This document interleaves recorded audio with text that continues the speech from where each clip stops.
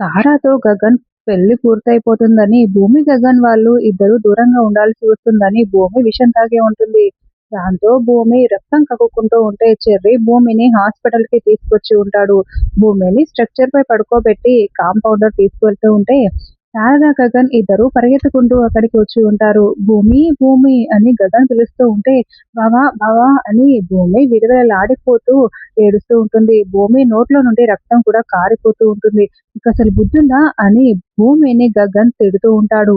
నువ్వు లేని జీవితం నాకు అక్కర్లేదు బావా, కానీ చనిపోయే ముందు ఒక్కసారి నిన్ను చూడాలనిపించింది బావా అని భూమిని పట్టుకున్న గగన్తో భూమి ఇదంతా చెప్తూ ఏడుస్తూ ఉంటుంది. దాంతో గగన్ కి చాలా కోపమొస్తూ ఉంటుంది.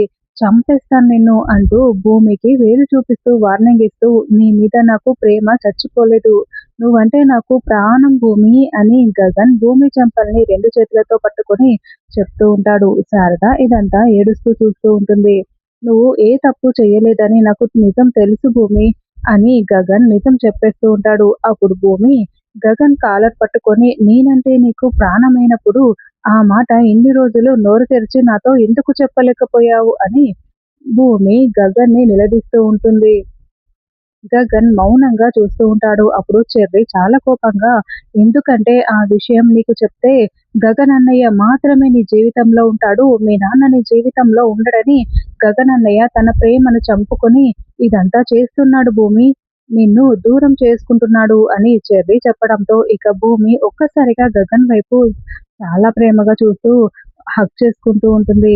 ఇక గగన్ కూడా భూమిని హగ్ చేసుకొని బాధపడుతూ ఉంటాడు.